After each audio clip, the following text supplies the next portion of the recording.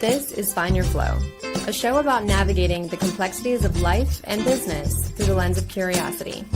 I'm your host, Angelique, and I bring together experts to deliver responsibly curated conversations and perspectives that aim to progress people and the planet.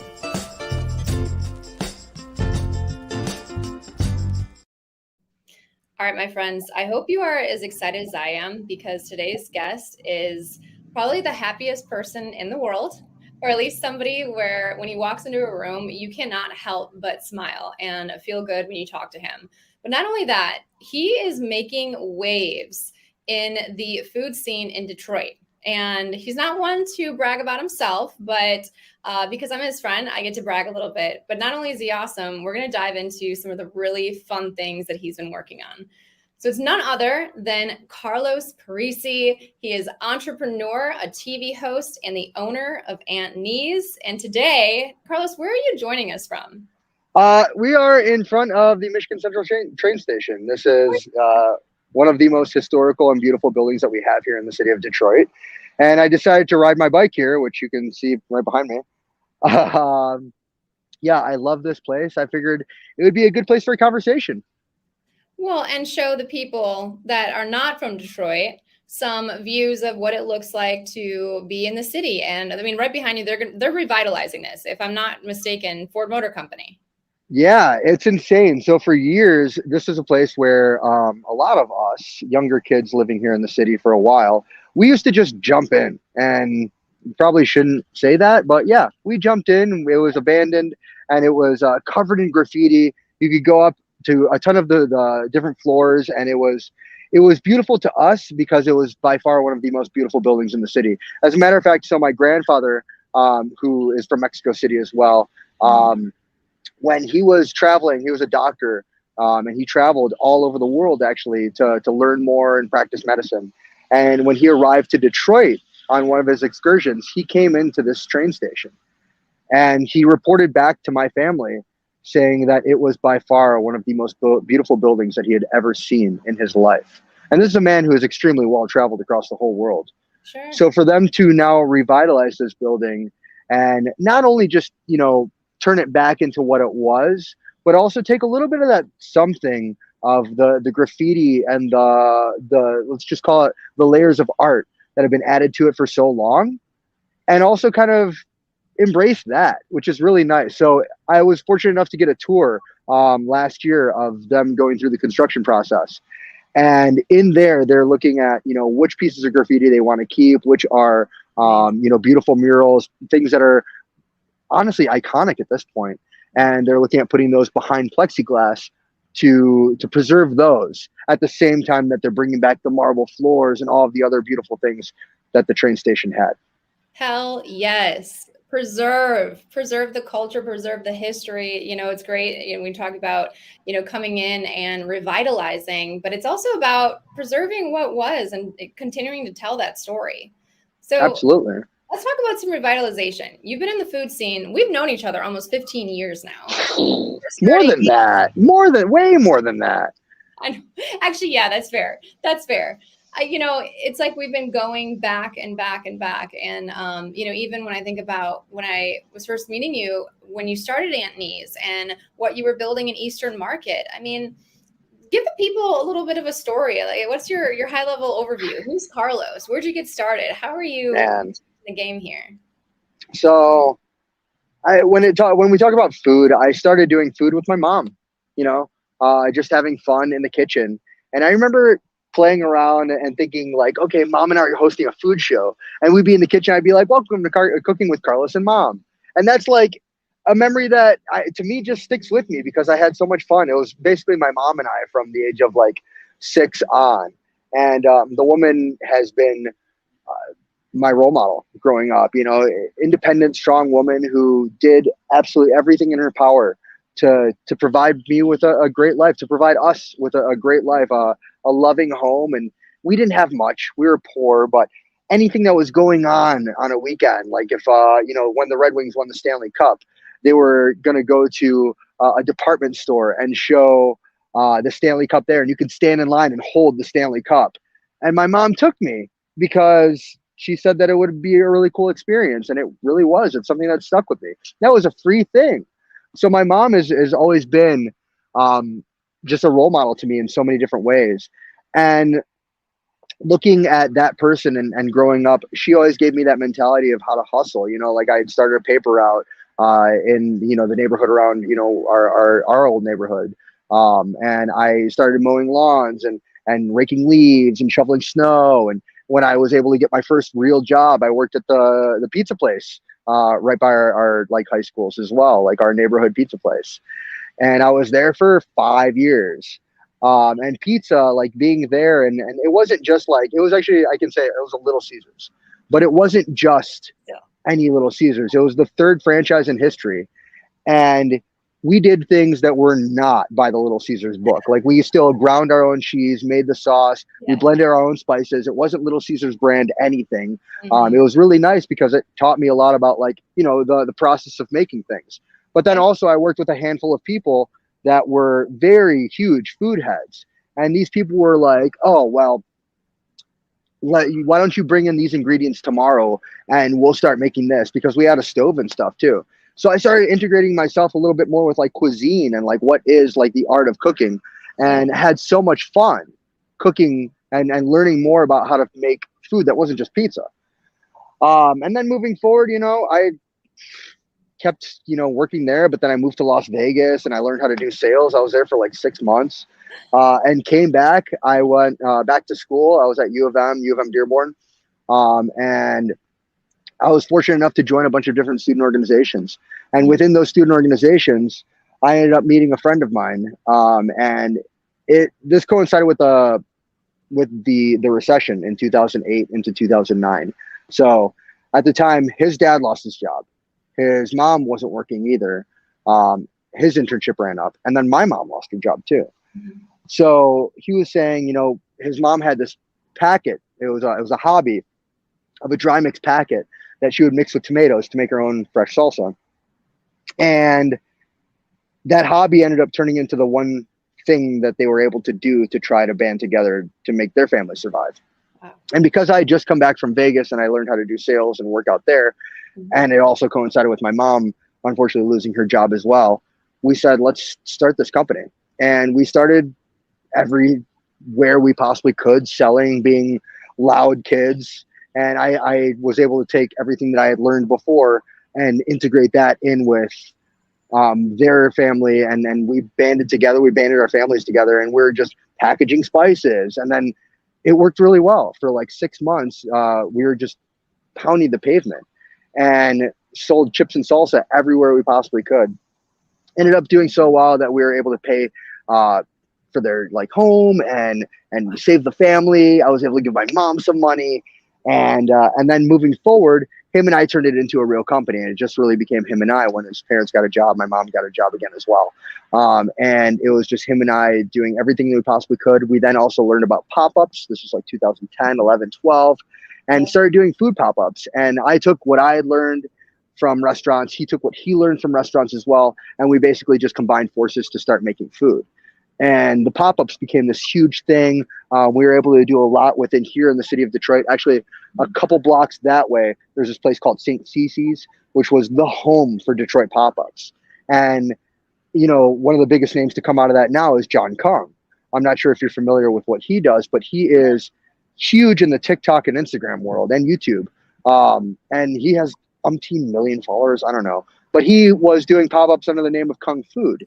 And at the time, we were all just this really cool city of not too many people that all really knew each other. No matter what background you were in, no matter what you were doing creatively, we were all working together. And it was beautiful to know that we were a big city, but a small town. Yeah. And because of that, because of the love, and actually, we're standing right here. This is Roosevelt Park in front of the train station. I was standing here in 2000 and I think it was 11. And before this was all revitalized, there was an event here called Our Park Fest. It was hosted by some of the larger players in Corktown at the time that were working to reinvigorate, revitalize some of the buildings that were not doing, you know, that needed the rehabilitation. And they started like Slows and a bunch of other like business owners. Yeah. And there was this beautiful free festival of, skateboarding and live music and free food and beer and, playing bags and a bunch of other like fun things for the neighborhood and the people. And I remember standing right here in this park and saying to my friend, I think this is the place where I'm supposed to be.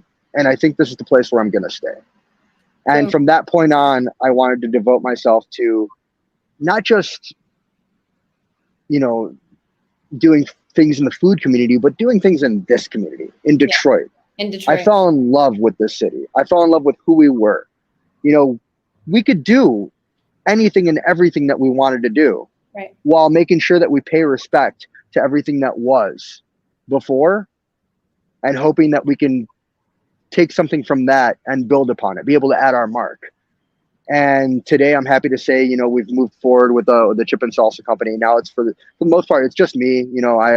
Everybody else has moved on to do other things, and it's just me doing Aunt Nee's. But then I've also done a ton of other things in the food community, pop-ups, worked with a ton of area chefs. And then I started with my passion of, traveling and eating food everywhere that I possibly could, and then talking about it. And that turned into me, fortunately, being able to host some incredible shows. I started with, Deadline Detroit, doing Detroit Digest, and I've written some articles with a handful of different news organizations. And then, I now work with Our Magazine, and I am on HBO Max, or just Max now, with a show called What Am I Eating, starring Zoe Deschanel, myself, and three other incredibly talented people like Sophia Rowe.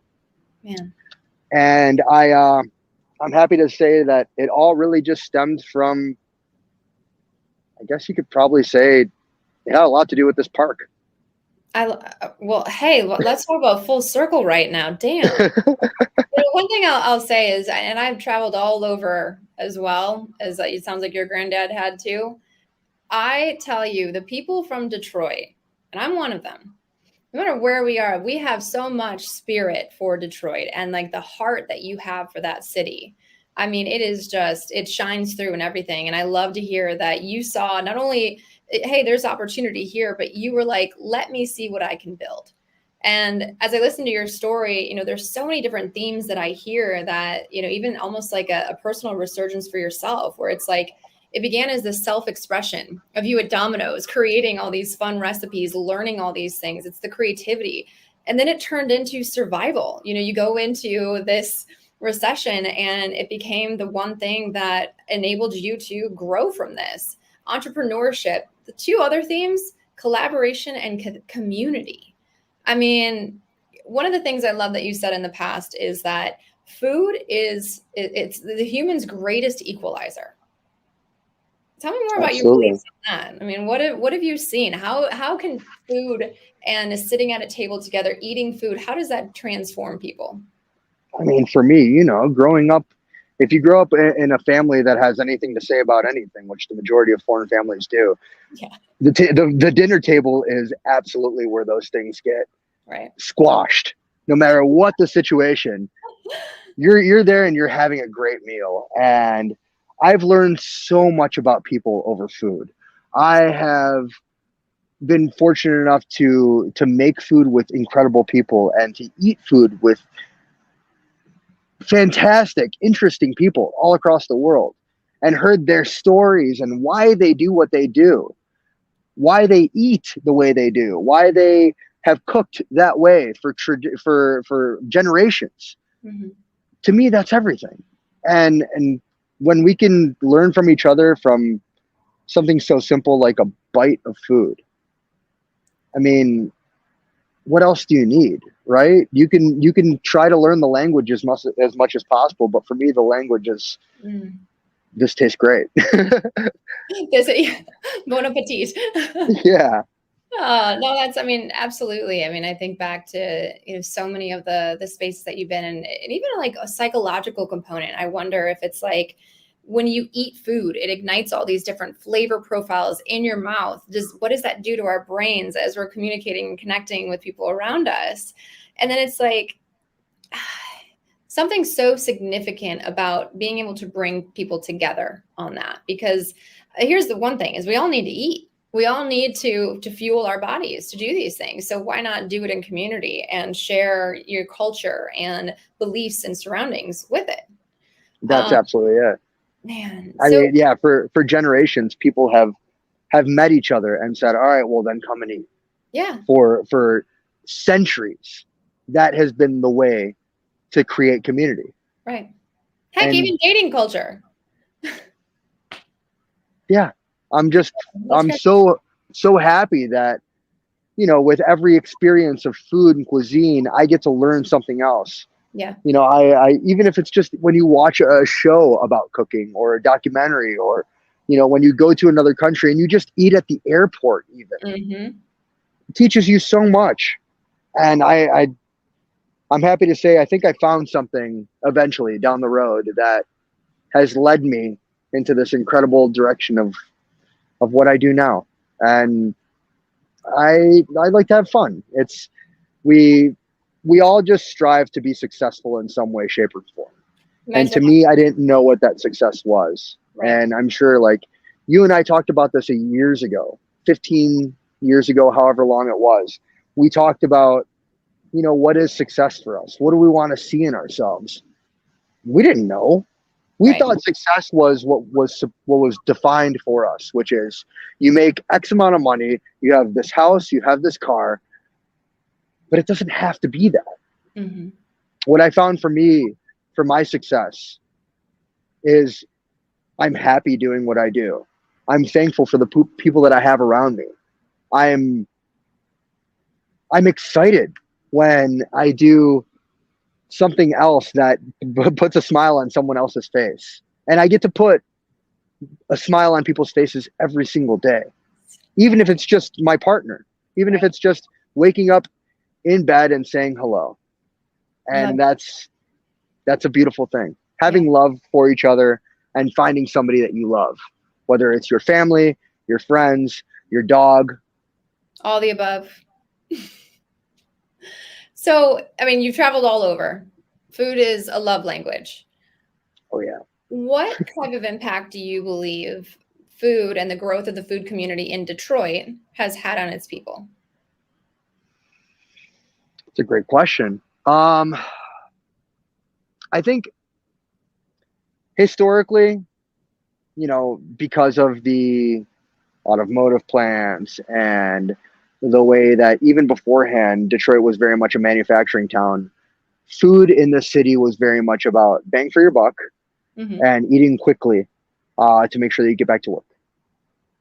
And still, if you notice, it's still very much part of the fabric of this community in terms of food. Okay.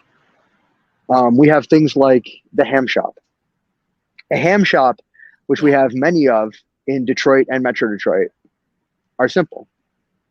It's spiral ham, slow roasted in an oven, taken out, and then you slice up the ham, and you can either get it on a ham sandwich with Mhm. cheese, or you can get it with eggs and toast, or you can get the split pea soup or the bean soup, which also have ham in it. Ham, ham, or ham. But those things are for the people. They're for these people that are taking a half hour of their day to sit on this stool and eat as much as they possibly can to get back and have a full stomach and get back to work. Right. And there's something to that that has always continued on with the way that we see food in the city today.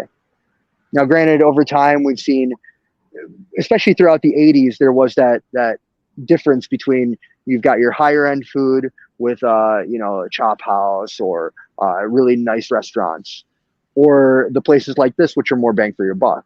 Mm-hmm. But since the late 90s, early 2000s, you've really started to see this even playing field where places that are a little bit more accepting for everyone are opening up, to where, like, you don't feel like it's, you know, maybe a Coney, which Coney dogs are also one of those unique, beautiful factory town employee food items. Right. But also, you don't feel like you're eating filet mignon Mm-hmm. or a lobster. Instead, you've got places that have now become staples in the city, like Mudgie's, a sandwich shop, which is Oh, I remember Mudgies. grown into a beautiful staple. It's a Yes. home for so many people in this community. Or Supino Pizza, another place that opened up in 2008, I believe it was. And Supino has also become very much part of this city. And it's phenomenal pizza, but you're not going to break your wallet. But also, it's got a little bit of something. I don't even want to say elevated. It's additional essence. It's flavor that maybe we didn't get in the coal mining days, or the knocking down trees and turning them into paper days, or the automotive days. Yeah. We've grown into a little bit more of an acceptance for everybody. And I think that also says a lot about who we are as a city, is the way that we work with each other. Since the 1960s, when everybody left Detroit, we didn't have much. Right. The only thing that we had were each other. And you realize pretty quickly that community is everything. We're a small business first community because of it. And I think that's what really keeps us different than every other city in the US. I mean, look at, I count how many Starbucks we have in the city. In the city of Detroit, I think it's less than 5. I was going to say, not many at all. Man. Well, and not to mention, I mean, Detroit also was such a cultural ecosystem. I mean, my family came from Poland, and there was Hamtramck, and then the Italians that, the pockets of, so there's so much culture that also survived in Detroit too, that I think just breeds into that aspect of the food community. And Totally. it's like, even me, I'm in North Carolina now. I've been here for a while, but when I go back home, I want to go to Mudgie's. I want to go to Slow's Barbecue. Like, I know these places to go. And so getting on the map, I think, is such an important aspect to driving some of the economic success to Detroit as well. And I know I have people in surrounding Metro Detroit area cities that, like, they'll drive into the cities just to have a meal at some of these places. And Absolutely. Part of that resurgence, I think, when you look at a lot of these different towns and areas that as they continue to grow, I feel like it starts a lot around food. It starts with having good restaurants that people want to come to, and then it kind of just reverberates around those. But yeah, I think one of the questions that I ask on this too is obviously looking at Detroit's history and how much we've had to revive since the 1960s, how many changes we've gone through with him. Looking at food as an equalizer, how can food also maybe address different social and economic disparities on more of a global scale? And maybe that's a complex question, but just curious to see what you might take from that. Wow. I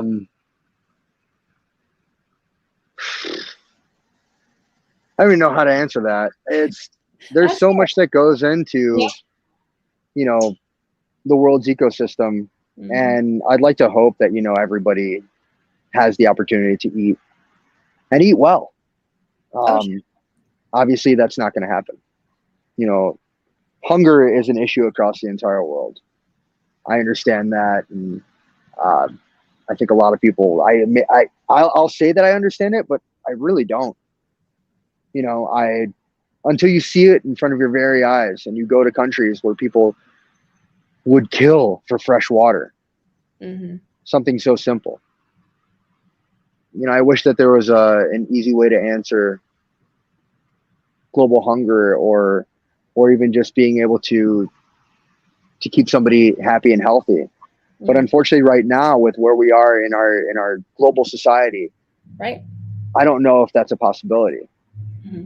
Hopefully down the line it could be, but as of right now, I could just hope that what we do here, what we do for each other, the impact that maybe we make in our own communities can reverberate, and allow for a larger wave of what can be. Yeah. I would love to be able to add my mark to this world in some way, shape, or form. I'd love to say that what I did truly made an impact for the better. And in order to do that, we have to tackle some major issues. Mm-hmm. And one of those is something that I don't know if I'll ever have the answer to. Right. Well, and I'm sorry, that's a, complex question where it's like, all right, Carlos, tell us how to solve world hunger and this go. No, I think Twinkies. No. that does it. No, I think it goes back to, like you said, this idea where, there's a lot of places in Detroit where they're old school. You can still get a bang for your buck, but have that elevated essence to whatever the food is. And there's something about that where when you come to the table from that perspective, when you make it that equalizer that is accessible to many people, no matter how much money you have or don't have, it's like, it's also kind of this networking opportunity. It doesn't matter who you're sitting next to. Everyone is there for the same reason. So you at least have that one thing in common. And the exposure that you get to different people, different conversations that might be had in those spaces, maybe that's the start of it. It's just bringing everyone to the table. Yeah. And that's the hope, that we can make sure that we create a space for everybody to feel welcome. Yeah. And, if you ever see an opportunity to help somebody that's truly in need of help, you do it. Hell yeah. And if you are able to create bites of food that put that smile on somebody's face, then that's something in the right direction. For me, that's always been something that I find just so much happiness in. Is, I chop those onions. I came up with this recipe. It doesn't matter. You used my oven, like even just something so simple. And those are really nice things to look back on and think, wow, that person loved what we did here today. For example, one thing that made a huge effect on me. So I did pop-ups for years. Mm-hmm. And I slowed down on pop-ups. A lot of things had happened down the line to where it made me kind of like take a step back, and I really just wanted to focus more on myself and my time, with my girlfriend and the things that we do. And this year I've been able to jump back in and do some really fun pop-ups. And so this year we brought back this thing called the Old World Sandwich. And it's something that I had a passion for. The Old World Sandwich, yeah. It's something that I had a passion for because it was based in Eastern Market, the Eastern Market seafood store in Eastern Market, which is the oldest open-air market to be continuously in operation since the late 1800s. It's based here in Detroit. And I've been there for 14 years now selling my chips and salsa. And now I'm proud to say I'm very well integrated into the system of the market. I sit on the board of directors now. The market is my family. I love that place. Yeah. The neighborhood and everybody that we have there that's our people. I miss it so much. So this Old World Sandwich is something sandwich. This Old World Sandwich. This Old World Sandwich is something that to me was so simple and delicious, and it was cheap. It was a pita pocket that you sliced and then stuff inside with lettuce, tomato, American cheese, onion, and then you slice up a bunch of different types of sausages, whether it's kielbasa, bratwurst, red hots, hot dogs, and you slice them up and you stuff them into this pita pocket, toss on a little bit of Slappy Mama spice on there, and then yellow mustard, and you're done. It comes with Slappy Mama spice. It's the truth. Okay. It comes with a bag of Better Made and a can of Faygo. If you're from Detroit, you know what's up. Yes. Or Verner's. Oh, Verner's. People don't know in the South. I'm sorry, I got to interrupt just a moment for the Verner's. Like, guys, if you're viewing this from outside of the city of Detroit, I need you to know you should go online and order yourself a case of Verner's right now. Because anytime that you feel sick, you feel sad, you feel like you just need to get something going while you're eating a big meal, the Verner's is the truth. I don't even drink pop anymore. I've been drinking pop in years. Right. But every once in a while, a can of Verner's. Verner's isn't pop, or isn't. It's not really pop. It's its own genre. It's a ginger ale, but it's better than any ginger ale you ever find. Anyway, so we brought this sandwich back, and we did it for one day only. It was myself, and my friends from the team at Hell Yeah Dog, which is a business here in downtown Detroit as well. Okay. Good friends of mine for a long time in the food community. We've always wanted to do something together, and this was our chance. So we did this pop up one day only. We decided that we were just going to do 3 hours, and we only had 150 sandwiches that we were able to sell. And we sold out of all of those 150 sandwiches in less than an hour and a half. Hell yeah. It was so cool to stand there and put together these sandwiches and hear a gentleman standing in line talking to his two kids, small kids. I'd say probably they were about 6, 7 years old. Mm-hmm. And he said, "Hey, you guys see that sandwich right there? That's the sandwich that my dad used to bring me to Eastern Market to come eat when I was your age. And now I'm happy that I get to do the same thing with you." Memories. Man, all of us just stood there for a second, stopped and said, that's what we do this for. Yeah. We're able to invoke that nostalgia and be able to build new memories for people with a bite of simple food. And we were hearing stories like that throughout the entire day of people saying, we miss this sandwich. This is something that I used to eat all the time. I used to come here with my mom, my parents. We're taking these sandwiches back home to my grandmother. And unfortunately, right before the pandemic, the place closed out, Eastern Market Seafood. And they didn't know the pandemic was happening. None of us did, but they had plans to sell the business. And we had, done as a crew of friends, the last hurrah, its last rites, made sure that we got the sandwich as much as possible. And to bring that sandwich back for one day only, it kind of made us realize, like, it's another one of those events that puts it into perspective that food is so much more than just something to fill you up. Yeah. It's emotion, it's family, it's community, it's camaraderie, it's happiness. Transformative.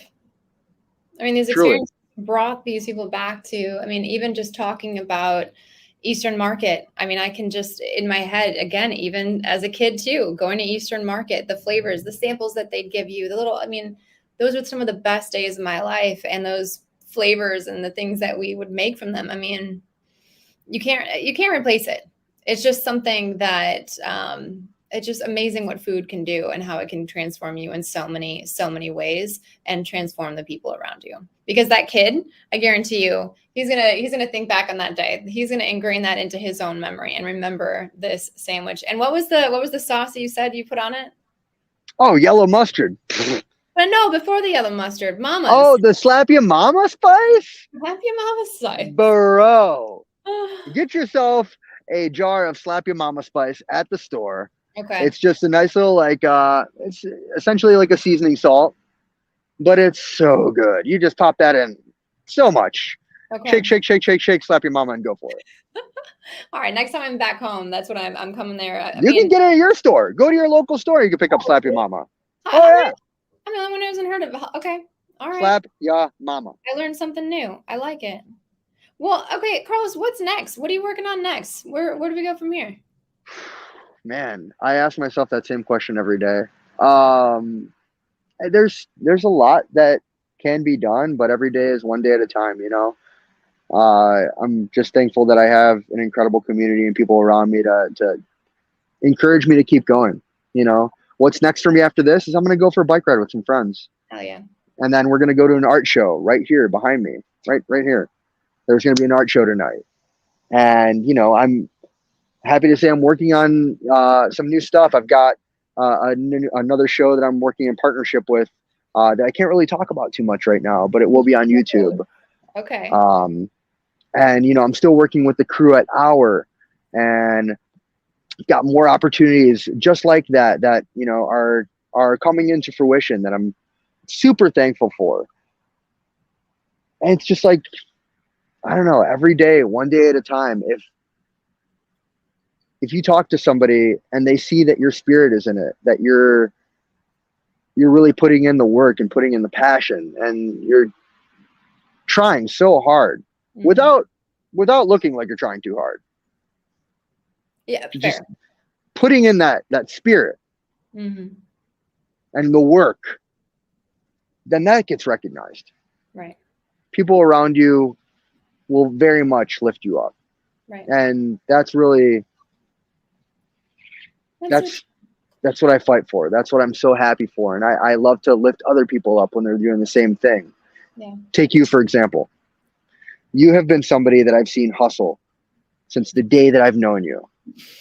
And Okay. always doing something that's been independent, something that you believe in, something that is what you want to know more about is the why in people, as well in the Curiosity. why in yourself. Hmm. Curiosity. Yeah. And you've been so good to make a career out of it. Thank you. And you care.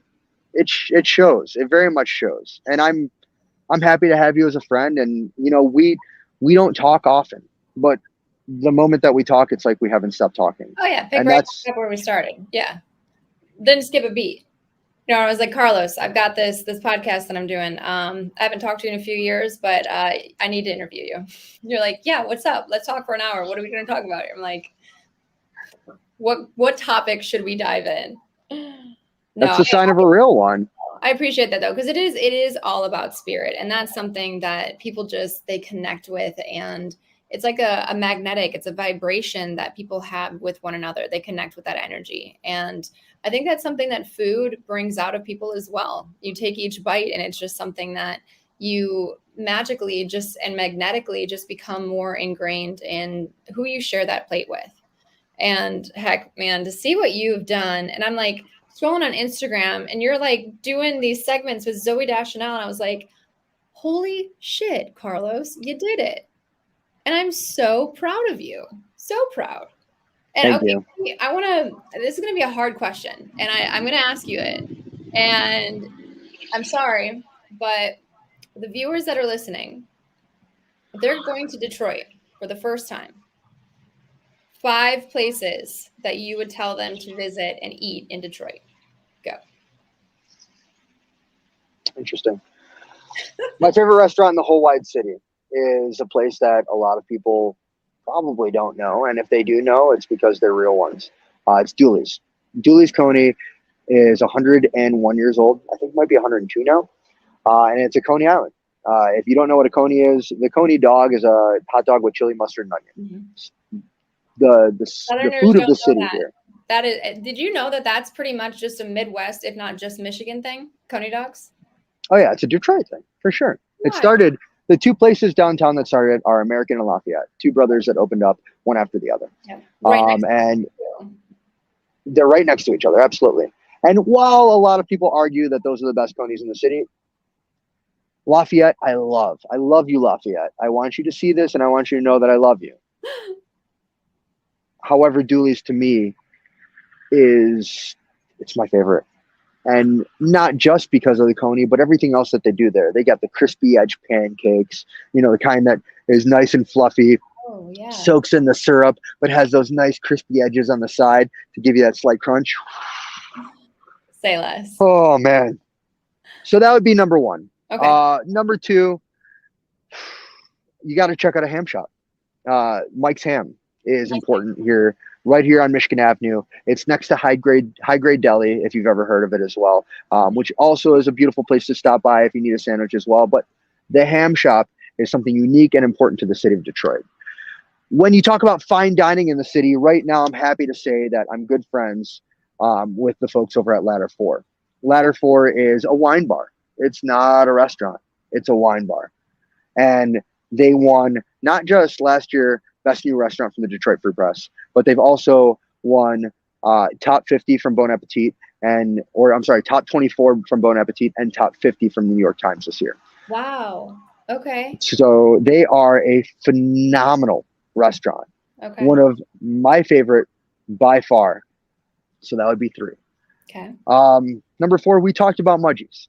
Mudgee's. I think Mudgee's they have something for everybody. They've got so many different sandwiches, but the vibe, the history, the fact that store has been there for so long, and the sandwich shop that has been there for, over 12, 15 years now has really taken all of its history of what that neighborhood and the shop was and made it very much part of their fabric as well.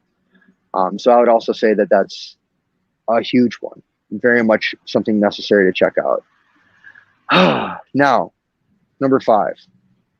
Man, this is actually kind of a tough one because we've got people from so many incredible cultures, whether it's Mexican Yeah. culture, Dominican, Polish, Irish. In this neighborhood, this is a predominantly Irish and Maltese community. Hmm. It's the oldest neighborhood in the city of Detroit, called Corktown, named after Cork, Ireland. Um, but let's think. In the city proper, this is a really tough one. This is the really tough one. I guess I'd have to say something that I go to pretty often Okay. because I work in Eastern Market. It's Yeah. a place for me that is, it's great food. It's necessary for me throughout the day. I eat there pretty often. I can honestly say that I eat there probably 3 or 4 times a week, which is not good for you to say that you eat out that often. Yeah. But for lunch, You're the it's food right guy. Yeah. it's across from my dock. I have a dock that you back in trucks into, and if Right. you look outside of the dock door, it's this place. It's called Mitsos, Mitsos. Okay. Greek street food, but done not the American Greek. They do like the real pork gyro. They make their own bread in house, sliced on the spit with the fries inside of it. Oh, man, that place is awesome. I actually just had it today. One thing I got to ask there. How did you pronounce that? Greek Mi- what? Mitsos, Greek street food. Okay. Mitsos. And it's Euro though, right? I've been told that it was gyro, but I could be wrong. The person who told me could be wrong. I've I heard it hear hero. I've heard gyro. gyro. I've heard gyro. I've heard gyro. I've heard guiro. I've heard guero. I don't know what it is. Right. I love it. I wonder who, yeah, we need to get some answers to that though. Cause I've even went to Greece and they said it in 2 different ways. And I'm like, I still don't have an answer here, guys. Like, how do I I thought say it was this? gyro. Yeah, that's me too. Okay. Could be wrong. Top 5 list. All right. I mean, I know that's not fair for the food guy to pick 5, but if we're going to go visit Detroit, these are some of the greatest restaurants. And I mean, there's so many that are coming in. It's amazing to see how that city has grown. I mean, I've been away for 10 years, and every time I go back, it's like I can't even keep up. There's so much growth. There's so many new things going on. I love seeing all the people that are living, working, and playing in Detroit. And I think food's going to be and continue to be a big driver of what's happening there. More love for We're a, Detroit. I will say, we're a I beautiful town. was telling my husband, the Lions. I'm knocking on wood here. They won a game a few weeks ago, and I was like, man, if the Detroit Lions go to the Super Bowl, let alone win the Super Bowl, that city, I don't even know what's going to happen. I don't know. I got to go home and be there a part of that though. People have said that that's a mark of the apocalypse. So it could be. It could be. All right, Carlos. Where can people find you? I mean, like I'm going to brag on you again. Our media, HBO, like all these cool places that you've done work on. I've seen them on your YouTube channel. Where can we send people to come and follow Carlos and learn about his thoughts on food and even travel with you internationally? Let's do a plug on that. Your trips oh to yeah. go. Yeah, aside from just being able to travel all across the world, I'm thankful for that. But I take a group of people every year, and now it's going to be a couple times a year, to Mexico City, where I'm originally from, where my family's all from, on my mom's side. And I'm fortunate to say that I learned a lot about Mexico. I've grown up with such a love and respect and understanding of what our culture and cuisine is down there. And I started taking people on food tours down there back in 2019. And now, actually, in October for Dia de los Muertos, I get to take people down there to experience the cuisine of Mexico City around that holiday. And so, if you want to follow me, if you want to find out more about me, worst case scenario, you forget everything that I'm going to tell you right now. Google. Well, Simple. I'll have it linked too. I'll put that in the link of the description. My name is Carlos Parisi. So that's my name on Instagram. That's my name on TikTok. And you can find that on YouTube as well if you just type in my name, and all of the different videos, not all of them, but a lot of them that I've worked on are on there. I was the host of a podcast for a long time called Sandwich Talk, which I'm hoping to bring back next year. And those live in different iterations that you'll see on YouTube as well.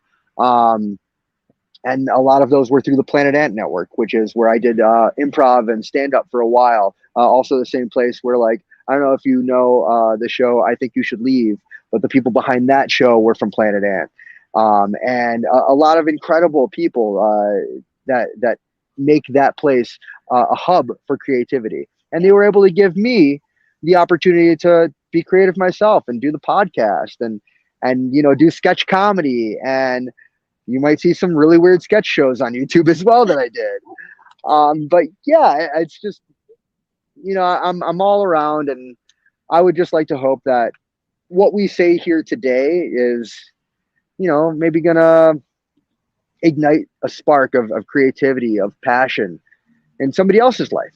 Because what you do and what I do, I think are really cool. And we love what we do, and we're happy to say that we love what we do. We love I people. know.